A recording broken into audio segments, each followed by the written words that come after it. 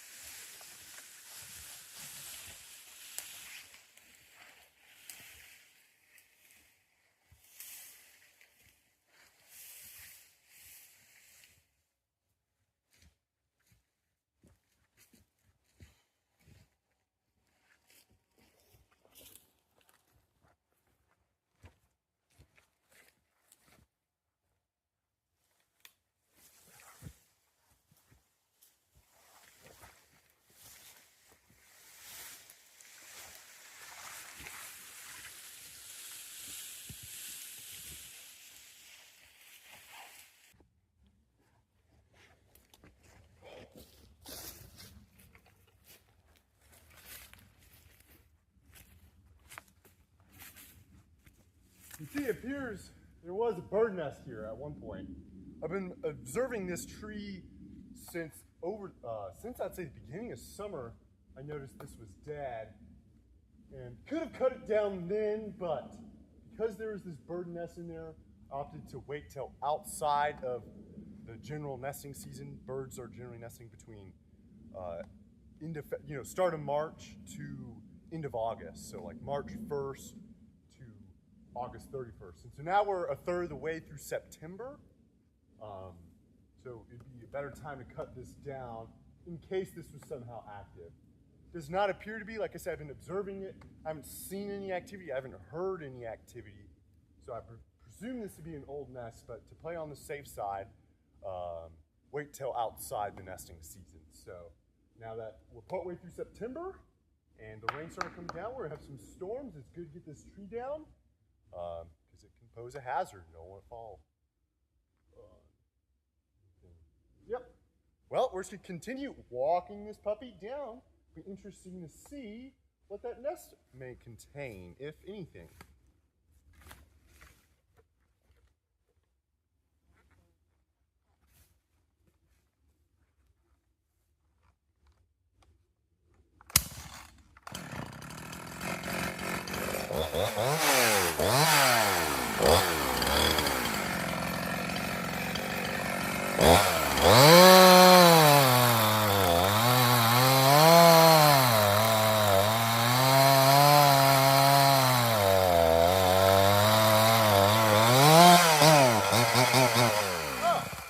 Well, I think I'm out of gas, actually. Should have filled up when I filed my rakers down. Yep, all right. I'm gonna go get some more gas, top up the bar oil, and get back to walking this Granford down. Yeah. How old is this puppy anyways? You know, it did seem to be quite suppressed for the first, I'd say, 10 to 20 years, but then some sort of release happened. Maybe this was advanced regeneration at one point, and disturbance happened, but maybe it just got up to the canopy more. It looked like it may have been a codom, or maybe just an intermediate. Hard to tell without the live crown, but plus it's a foggy day. But decent sized growth rings. Here, kind of see.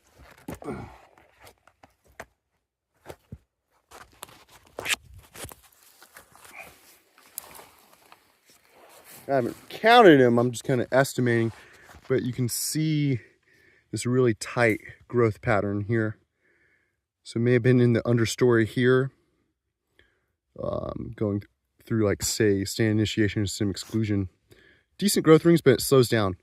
But then it speeds back up. So maybe it got into the overstory or upper canopy there, or maybe some sort of disturbance happened to release this tree. So you can see those growth rings spread out starting around here. So yeah, interesting. Okay, so once you walk it down enough, it's getting pretty close to vertical. So a couple options. I mean, it's a really small tree. You can just try to push it, but I think it's going to still be hung up enough there that we're not going to be able to do that. We're going to keep doing the same technique, but once it gets vertical like this, you got to be a little bit more careful because it can more easily kick to the side, aka where you're standing, right? So not just go in the direction it's already leaning. So we'll exercise more caution. We always do, right?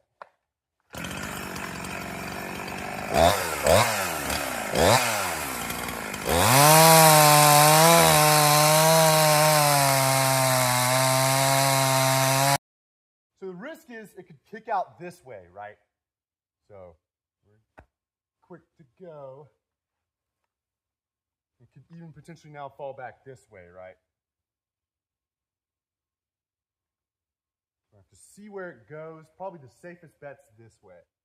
But we gotta pay attention.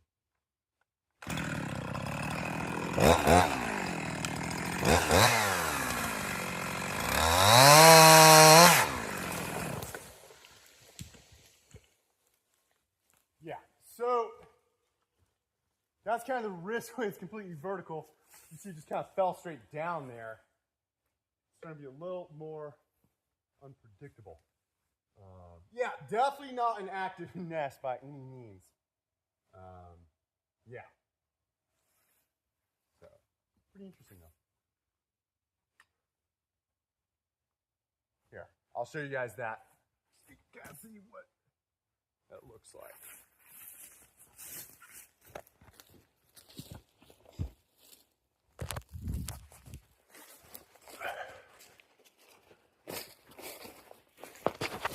Here you go. See, long been inactive now.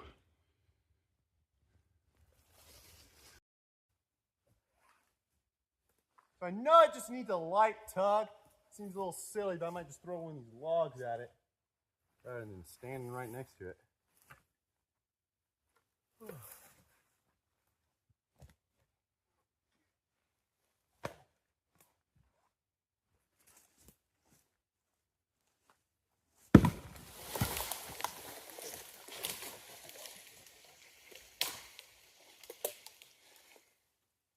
All right.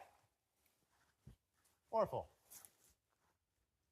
All right, we got leaning the other way now.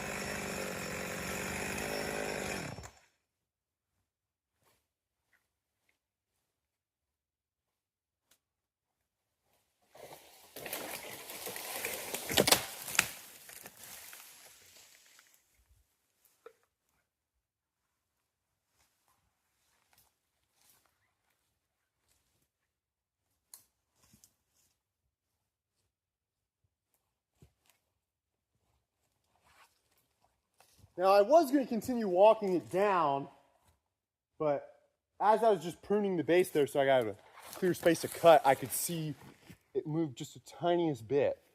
And so, yeah, I was able to pull it down with my hand there. All right, so now I'm going to just limit, buck it up. You guys know what that looks like.